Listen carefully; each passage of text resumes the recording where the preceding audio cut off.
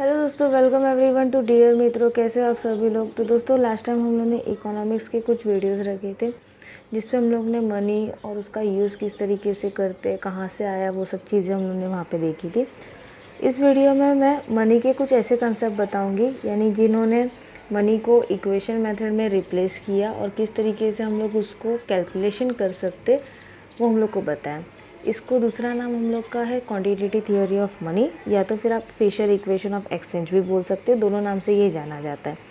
Irving Fisher एक बहुत अच्छे इकोनॉमिस्ट थे। उन्होंने काफ़ी कुछ हम लोग को कंसेप्ट इस तरीके से दिए जिसमें हम लोग को कैलकुलेशन में काफ़ी हेल्प होता है और उसी की वजह से हम लोग हर चीज़ को कैलकुलेट करते रहते हैं, है ना। और उसके साथ साथ कुछ उनकी लिमिटेशंस भी है, कुछ एडवांटेजेस भी है। काफ़ी लोग उनके एडवांटेज निकालते थे, काफ़ी डिसएडवांटेज भी निकालते थे, लेकिन फिर भी एडवांटेज डिसएडवांटेज के बाद भी इरविंग फिशर के जो कंसेप्ट है वो आज भी चलते आ रहे हैं। तो चलो देखते हैं फिशर्स के equation of exchange. Irving Fisher presented a more refined version by the quantitative theory in the terms of equation which sought to express the relationship between the quantity of money and its value. The equation is known as equation of exchange and can be stated as follow: mv is equal to pt. Irving Fisher ने काफ़ी अच्छे से money के quantity को equation में replace किया है। उन्होंने दो चीज़ के बीच में रिलेशनशिप बताया, द क्वांटिटी ऑफ मनी और इस वैल्यू, यानी कितनी क्वांटिटी हम लोग उसको यूज़ कर रहे हैं और उसके वैल्यूज़ क्या है, ठीक है। और इक्वेशन को उन्होंने रखा हुआ है M V is equal to P T और P is equal to M V divide by T, where M is equal to total quantity of money, V is equal to velocity of circulation of money, P is equal to general price level and T is equal to total volume of transaction. Last time हम लोगों ने video में देखा था velocity of circulation of money क्या होता है, यानी एक पैसा, एक करेंसी कितनी बार मार्केट में यूज हो रही है उसको हम लोग velocity of circulation of money बोलते हैं। तो फिशर ने वही सब चीज़ों को इक्वेशन में पुटअप किया है, ठीक है। उसके बाद however, in this equation, Fisher only considered paper currency, but according to the modern economy, bank money or credit money also plays a very important role. Therefore, Fisher extended this theory. यानी जब fishers ने ये theory बनाई थी, ये equation बनाया था, उस टाइम पे उन्होंने सिर्फ पेपर करेंसी को ही लिया था जो हम लोग हाथ में यूज़ करते।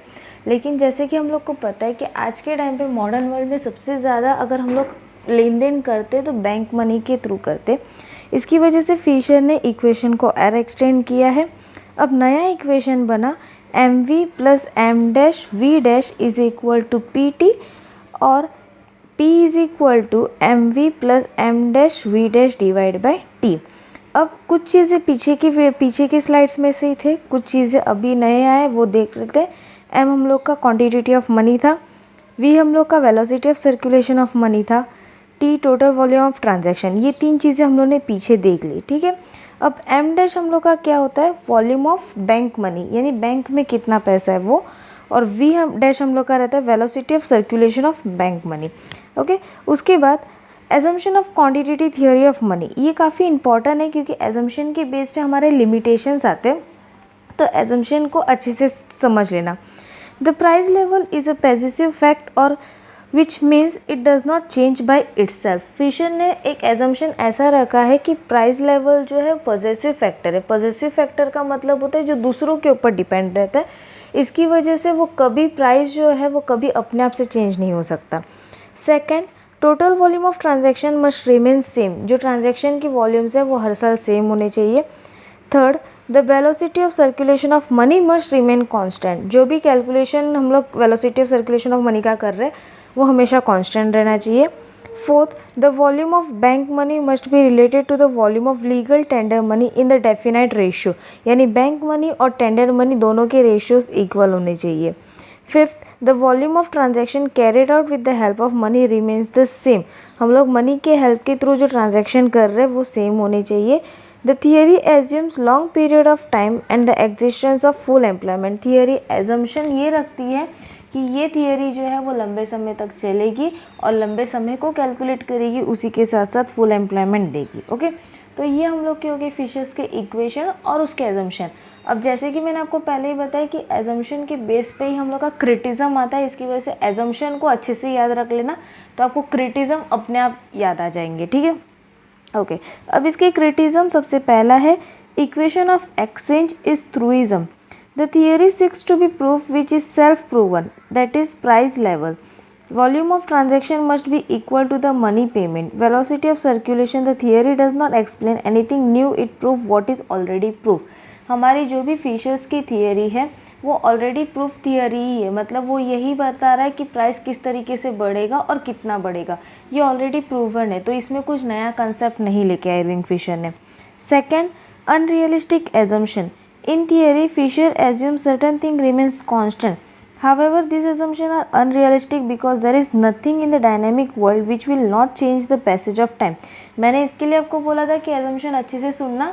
जो assumption का लास्ट पॉइंट था वही यहाँ पे दिया है कि फिशर ने ये बताया है कि लॉन्ग रन तक हम लोग का कुछ चेंजेस होगा नहीं, लेकिन आप सभी को पता है कि आज के टाइम ऐसा चल रहा है कि हम लोग हर दिन कुछ ना कुछ नया चेंजेस लेके आ रहे हैं या देख रहे हैं, तो इसकी वजह से ये कंसेप्ट यहाँ पे क्रिटिसाइज कर रहे हैं.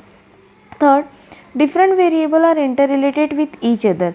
The equation like m, v, p and t are independent of each other, but in fact it is not so. The variable of the equation of exchange are interdependent and interrelated with each other. Fisher ने जो theory दिया हुआ है उसमें हम लोग ने 4 चीज़ें देखी. क्या क्या चीज़ें थी? m था, v था, p था और t था. मैं डायरेक्टली उसके इक्वेशंस के नाम ही ले रही हूँ क्योंकि पूरा हम लोग बताने जाएंगे तो काफ़ी बड़ा वीडियो बन जाएगा, तो आप उसी तरीके से याद कर लेना, ठीक है. फिशर ने m, v, p और t ये सबको उन्होंने अलग अलग चीज़ें बताई है, मतलब उन लोग बोलते हैं वो अलग अलग चीज़ें चलती है, लेकिन रियलिटी में ऐसा कुछ नहीं है. रियलिटी में हर चीज़ एक दूसरे से रिलेटेड रहती है. इसकी वजह से अगर मनी चेंज हुआ तो उसकी वेलोसिटी भी चेंज होगी, उसका प्राइस भी चेंज होगा और उसका पीरियड भी चेंज होगा. इसकी वजह से ये सारी चीज़ें एक साथ एक दूसरे के ऊपर डिपेंड है. लेकिन इरविंग फिशर क्या बता रहे हैं कि ये सब अलग अलग चीज़ें, ये सब अलग अलग चेंजेस लेती है. Okay. Fourth, the theory emphasizes only on the medium of exchange function. In theory, Fisher's focus only the medium of exchange function of money, but it should noted that money with medium of exchange also perform an important function of store of value.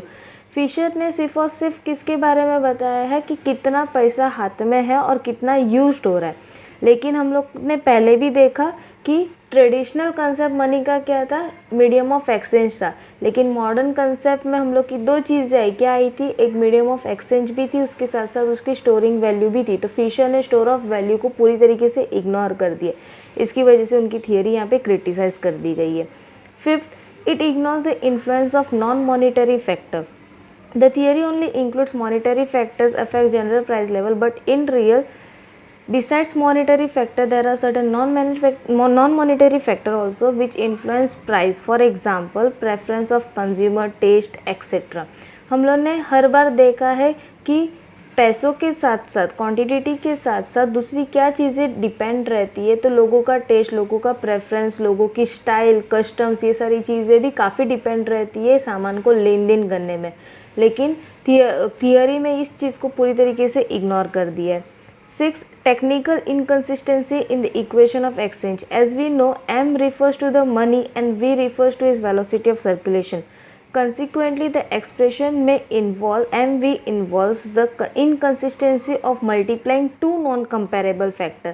हम लोग ने देखा कि जिसमें theory में m क्या refer कर रहा है? मनी रिफ़र कर रहा है और v बता रहा है उसका वेलोसिटी ऑफ सर्कुलेशन. लेकिन हम लोग अगर रियलिटी में देखेंगे तो ये दोनों चीज़ें नॉन कंपेरेबल है, मतलब इनको एक दूसरे के साथ हम कंपेयर नहीं कर सकते, लेकिन फिर भी फिशर ने इसको कंपेयर करके इक्वेशन बना के रखा है. 7, unrealistic assumption of full employment. A fundamental objective raised by the Keynes against the cash transaction theory is that it is based on the unrealistic assumption of full employment. There is unemployment and less than full employment in the economy. Increase in the quantity of money will enable a fuller and better utilization of unemployed resources, leading to the increased output with the result that general price level may not rise. हम लोग ने पहले ही देखा assumption में क्या था, हम लोग के फिशर ने एक्सेप्ट किया था कि हम लोग का क्वांटिटी थियरी ऑफ मनी कहाँ पे चलेगा? जहाँ पे फुल एम्प्लॉयमेंट रहेगा.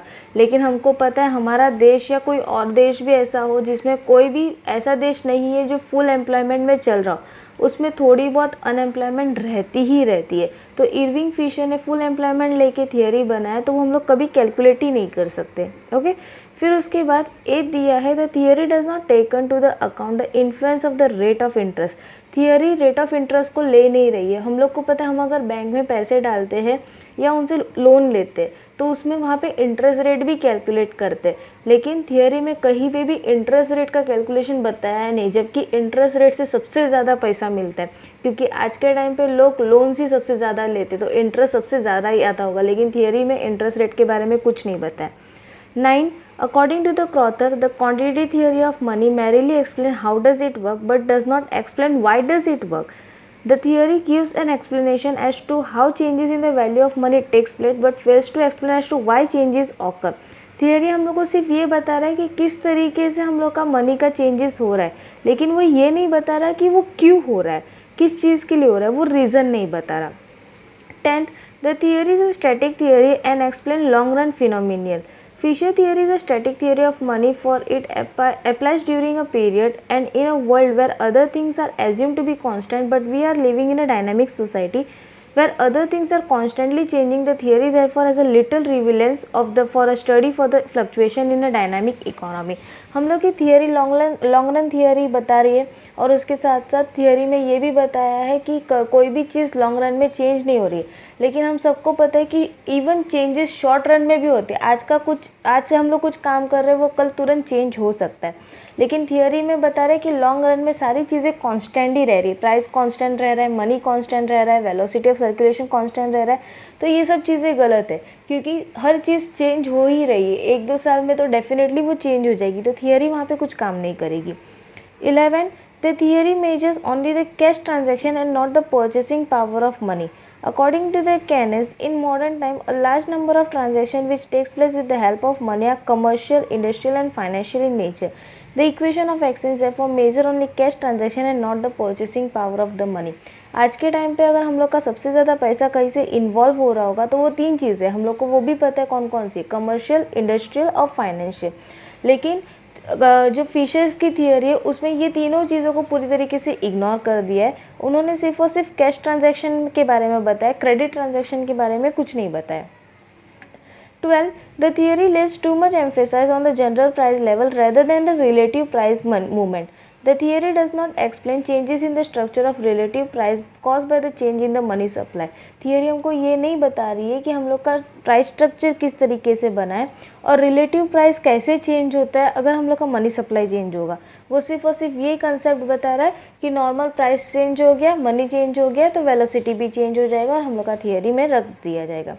13. The theory does not adequately explain the process which brings about the change in the value of money. Theory में कहीं पे भी ये नहीं बताया कि किस तरीके से हमारा वैल्यू भी चेंज हो सकता है अगर थोड़ा बहुत चेंजेस हम लोगों ने किसी भी वेलोसिटी या कोई भी चीज़ पे कर दिया। ओके, फिर 14. Historical evidence do not support the theory. Historical evidence does not corroborate the main conclusion of the theory that price level varies directly and proportionally with the quantity theory of money.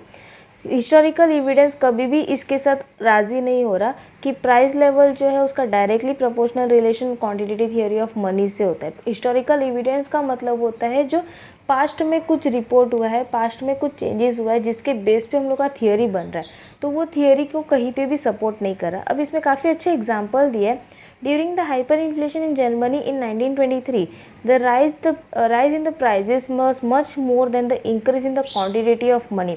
1923 में जो Germany में inflation हुआ था उसमें ये देखा गया था कि प्राइस राइज जो है काफ़ी ज़्यादा है क्वांटिटी ऑफ मनी से, मतलब क्वांटिटी बहुत कम है और प्राइस काफ़ी ज़्यादा है। Okay. 15. The general price level is a function not only of money but on many variables. General price level सिर्फ और सिर्फ उनका एक फंक्शन नहीं कि पैसों को ही कैलकुलेट करो, उसके साथ साथ काफ़ी चीज़ें आती है जैसे कि ट्रेड साइकिल्स हो गया, फिर इकोनॉमिक स्टेबिलिटी को मेंटेन करने के लिए कुछ वेरिएबल्स लेके आ गए, तो वो सारी चीज़ें हम लोग कैलकुलेट करनी चाहिए, लेकिन कहीं पे भी quantity of theory of money में हम लोग को वो कैलकुलेशन नहीं दिए, तो इसकी वजह से वो लैक हो रहा है यानी क्रिटिसाइज़ हो रहा है। ओके, तो दोस्तों यहाँ पे हम लोग का ख़त्म हुआ क्रिटिसिज्म का पॉइंट। होपफुली आपको वीडियो समझ आया होगा। इरविंग फिशर्स के क्रिटिज्म जो है काफ़ी इंपॉर्टेंट है क्योंकि हम लोग को ये पूरा क्वेश्चन 13 मार्क का आता है। तो अगर आपको कुछ नहीं समझ आया तो आप मेरे को कमेंट सेक्शन में जाके पूछ सकते हैं, और अगर आपको वीडियो अच्छा लगे तो प्लीज़ अपने दोस्तों के साथ शेयर करना ना भूलिएगा और डियर मित्रों को सब्सक्राइब करना ना भूलिएगा। मिलते हैं नेक्स्ट वीडियो में, तब तक के लिए बाय बाय।